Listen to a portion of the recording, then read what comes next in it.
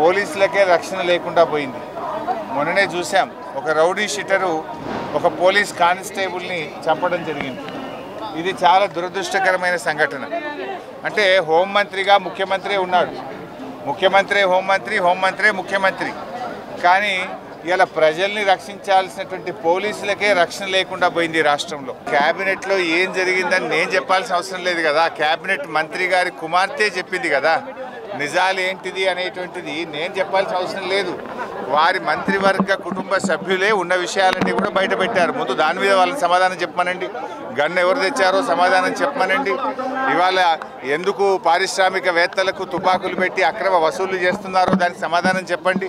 తప్పు చేయకపోతే మంత్రి గారి కుమార్తె ముఖ్యమంత్రి సన్నిహితులే సెటిల్మెంట్ చేశారని చేసే ఆరోపణ మీద ప్రభుత్వం ఎందుకు సమాధానం చెప్తలేదు? ఇలా హైదరాబాద్ను గుండా రాజ్యంగా మార్చారు. రాష్ట్ర క్యాబినెట్ మాజీ మంత్రి హరీష్ రావు దండుపాల్యం గ్రూప్ అని ఒక మాజీ మంత్రి అంటాడు. టీఆర్ఎస్ పార్టీలో పనిచేసిన ఇంకొక నాయకుడు ముఖ్యమంత్రి గారిని ఏకవచనంతో మాట్లాడతాడు. మన మాజీ ఐపీఎస్ ఆఫీసర్గా పనిచేసిన ఆర్ఎస్ ప్రవీణ్ కుమార్ గారు అసలు రాష్ట్రంలో క్యాబినెట్ ఉన్నదా లేదా, అసలు ఈ రాష్ట్రంలో పోలీసు వాళ్ళు ఏ విధంగా మా పార్టీ కేటీఆర్ మీద కానీ, మా పార్టీ నాయకుల మీద కానీ, మా పార్టీ మీద కానీ పోలీసు వాళ్ళని ఉపయోగించి ఏ విధంగా దౌర్జన్యంగా కేసులు పెడుతున్నారనే విషయాన్ని ఆరోపణ చేస్తున్నారు. సంక్షేమానికి, అభివృద్ధికి, ప్రజల క్షేమం కోసమే గౌరవ ముఖ్యమంత్రి గారి నేతృత్వంలో క్యాబినెట్ జరిగిందన్న అంశాన్ని నేను చెప్తా.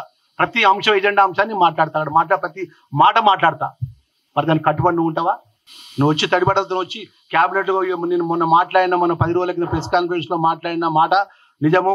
వాళ్ళు ఇట్లా ఈ రాష్ట్ర ప్రభుత్వం నడిపేటువంటి మంత్రులు కానీ, రాష్ట్ర ప్రభుత్వం ముఖ్యమంత్రి గారు కానీ వాళ్ళ వ్యక్తిగతమైన ఎజెండాకే ఆ క్యాబినెట్ పరిమితమైందని నువ్వు మాట్లాడగలుగుతావా అంటున్నాను నేను. ఎందుకండి మీకు తెలంగాణ ఆశ? 20 నెలలకి ఇంత ఆక్రోశం ఎందుకు? ఇప్పుడు 29 ఎన్నికలప్పుడు ప్రజలు ఎట్లా బుద్ధి చెప్పాలి? బుద్ధి చెప్తారు. ఎవరు పని చేయకపోతే పని చేసిన వాళ్ళు పరమరథం పడతారు.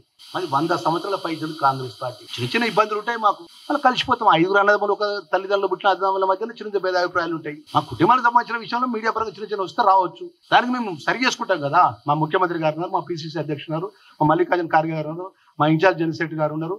మమ్మల్ని దండుపాల్యం అంటావా? బేషరతుగా క్షమాపణ చెప్పాలి హరీష్ రావు, మా అన్నగారికి బేషరతుగా క్షమాపణ చెప్పాలి మంత్రివర్గానికి.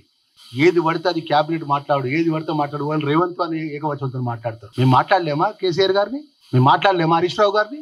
మేము మాట్లాడలేమా కేటీఆర్ గారిని? మా దేవుడు ఆ నాలుకలే, మాకు కూడా 4 ఇచ్చిండు కదా, మేము కూడా మాట్లాడగలుగుతాం కదా. నువ్వు ఏ శనివారం టైం ఇస్తావో హరీష్ రావు, నువ్వు రెడీ ఉన్నా క్యాబినెట్ అంశం లోపల టైం డేట్ నువ్వే ఫిక్స్ చేయి.